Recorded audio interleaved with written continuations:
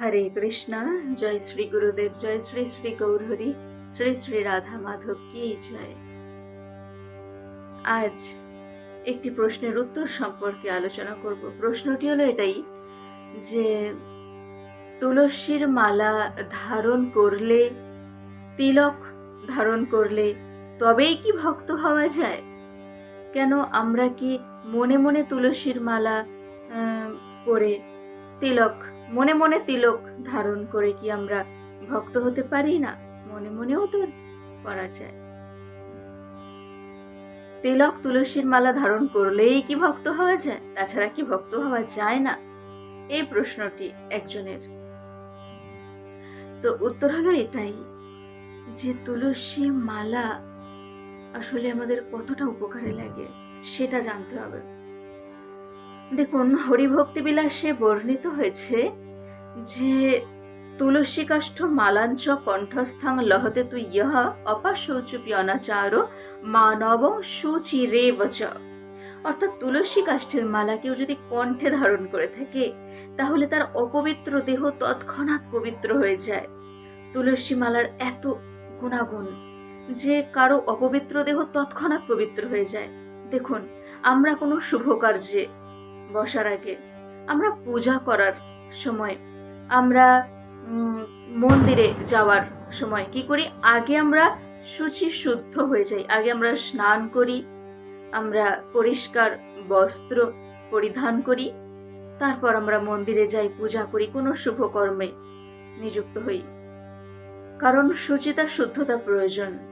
এই যে শুচিতা শুদ্ধতা, এটা বাহ্যিক হচ্ছে কিন্তু আভ্যন্তরীণ হচ্ছে না। আর তুলসী দেবী আমাদের কি করেন? বাহ্যিকভাবে যেমন পবিত্র করে থাকেন, ঠিক সেই রকম তুলসী দেবীর প্রভাবে আমাদের মন আভ্যন্তরীণও পবিত্র হয়ে যায়, পবিত্রতা প্রাপ্ত হয়। সেই জন্য তুলসী মালা কণ্ঠে ধারণ করলে আমাদের সর্বদিক থেকে কল্যাণ হয়ে থাকে। তুলসী দেবীকে শ্রীমদ্ ভাগবতমে বর্ণিত হয়েছে, বলা হয়েছে কল্যাণী। কশ্চিৎ তুলসী কল্যাণী শ্রী গোবিন্দ চরণ কমল প্রিয়।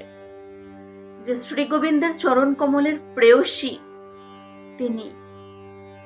তুলসী দেবী হচ্ছেন কল্যাণী। জীব মাত্রের কল্যাণ করার সামর্থ্য যদি কারো মধ্যে থাকে তা কেবলমাত্র তুলসী দেবীর মধ্যে রয়েছে। সোনা রূপা হিরে যাই পড়ুন না কেন, কল্যাণের কোনো সম্ভাবনা নেই, কিন্তু গ্যারেন্টি আছে।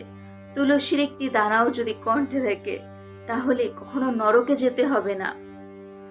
তারপর আরো আমাদের একটা বিষয় জানার আছে, সেটা হচ্ছে আমরা তীর্থে তীর্থে ভ্রমণ করি কিসের জন্য? একটু পুণ্য সঞ্চয়ের জন্য, একটু পুণ্য লাভ করার জন্য। কিন্তু শাস্ত্রে বলা হয়েছে যে স্নান কালে তুলসী অঙ্গে দৃশ্যতে তুলসী শুভা সর্বতীর্থেষু স্নাতং ভবন্তি না সংশয়া। স্নানের সময় তুলসীর একটি দানাও যদি কণ্ঠে থাকে তাহলে অপবিত্র দেহ তৎক্ষণাৎ পবিত্র হয়ে যায়। সর্বতীর্থেষু স্নাতম, সর্বতীর্থ স্নানের ফল লাভ হয়ে যায়। তুলসীর মালা কণ্ঠে পরিধান করে স্নান করলে সর্বতীর্থ স্নানের ফল লাভ হয়ে যায়। দেখুন, এখন তো স্কুল, কলেজ, ইউনিভার্সিটি, অফিস সব জায়গায় আমাদের পরিচয় পত্র দেখাতে হয়। আমাদের কি করে দেওয়া হয়েছে? আইডেন্টি কার্ড গলায় ঝুলিয়ে তারপর যেতে হয়। কিসের জন্য? সেটা পরিচয় পত্র।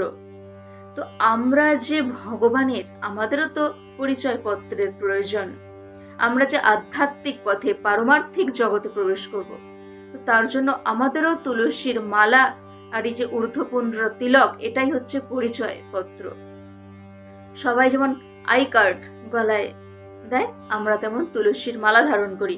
তো শুধুমাত্র যে বৈষ্ণব ভক্তরাই তুলসীর মালা ধারণ করেন তা নয়, সকল সনাতনীদের উচিত, সকল সনাতন ধর্মের সকলের উচিত তুলসী মালা কণ্ঠে ধারণ করা আর তিলক ধারণ করা। এর মাধ্যমে কি বলা হয়েছে? তিলক ধারণ করলে শক্তির জাগরণ হয়, আধ্যাত্মিক শক্তির জাগরণ হয়।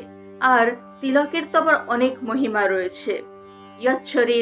यच्छरीरं मनुष्याणाम् ऊर्ध्वपुण्ड्रं विनाकृतं द्रष्टव्यं नैव तत्त्ववत् শ্মশান সদৃশং হি তৎ।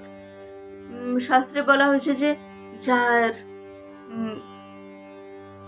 দাদর সঙ্গে ঊর্ধ্বপুণ্ড তিলক নেই, তারা কখনো শুভ কর্ম করতে পারে না, তাদের দিকে দেখা উচিত না, এরকম অনেক বর্ণনা রয়েছে যদিও। তো এইরকম ভাবে শাস্ত্রে বহুভাবে বর্ণিত হয়েছে যে কেন আমরা তুলসীর মালা ধারণ করব, কেন আমরা ঊর্ধ্বপুণ্ড তিলক ধারণ করব। আমরা কি যেখানে এই যে আই কার্ড গলায় পরে তারপরে যেতে হয়, সেখানে প্রবেশ করতে হয়, সেখানে কি আমরা গার্ডদেরকে বলতে পারবো কি যে আমি মনে মনে আই কার্ড পরেছি, পরিচয়পত্র আমার মনে মনে রয়েছে, আমি গলায় কেন ঝুলিয়ে যাব, এরকম ভাবে কি আমরা বলতে পারবো? না, বলা যাবে না। তো ঠিক সেরকম আমরা এই আধ্যাত্মিক জগতে পারমার্থিক পথেও, ভক্তির পথে আমরা কখনো বলতে পারবো না যে মনে মনে তুলসীর মালা পড়েছি, মনে মনে আমরা আই কার্ড পরে আমরা স্কুল কলেজ ইউনিভার্সিটিতে প্রবেশ করতে পারি না, আমাদেরকে দেখাতে হয় পরিচয়পত্র। ঠিক সেরকম তুলসীর মালাও কণ্ঠে থাকা দরকার। এই তুলসীর মালা এত উপকার, এটা তো ধার্মিক ভাবে আমরা ধর্মীয় ভিত্তিতে আমরা ব্যাখ্যা করছি। ধর্মীয় ভিত্তিতেই বলা হচ্ছে যে ভগবান এমন যে তিনি মন্ডা মিঠাই বহুবিধ ব্যঞ্জন তিনি কখনোই গ্রহণ করবেন না যদি তাতে তুলসীর পত্র না থাকে। ভগবান কখনো সেদিকে দৃষ্টিপাতই করবেন না।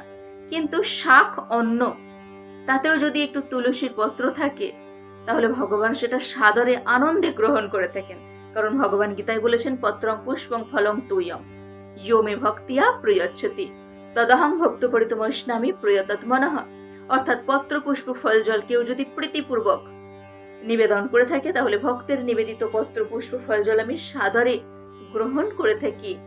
তো ঠিক সেরকম আমাদের ক্ষেত্রেও তাই। আমরা যে যতই রূপবান রূপবতী হই না কেন, যে যতই আমরা প্রভাবশালী বিত্তশালী হই না কেন, যতই অর্থ ধন সম্পত্তি যাই কিছু থাকুক না কেন, যদি তুলসীর মালা আমাদের কণ্ঠে না থাকে তাহলে আমরা তুলসী দেবীর কৃপা লাভ করতে পারবো না। আর যার উপর তুলসী দেবীর কৃপা নেই, ভগবান তাকে কিভাবে কৃপা করবেন? আই কার্ড বিহীন আমরা কি কোথাও প্রবেশ করতে পারবো? প্রবেশ করতে পারবো না। তো আধ্যাত্মিক জগতেও আমরা প্রবেশ করতে পারবো না পরিচয়পত্র ছাড়া। আর পরিচয়পত্রটা হলো তুলসীর মালা আর ঊর্ধ্বপুণ্ড তিলক। তাই সবাই ঊর্ধ্বপুণ্ড তিলক ধারণ করুন। ঊর্ধ্বপুণ্ড তিলক এটা কি? এটা কিসের চিহ্ন?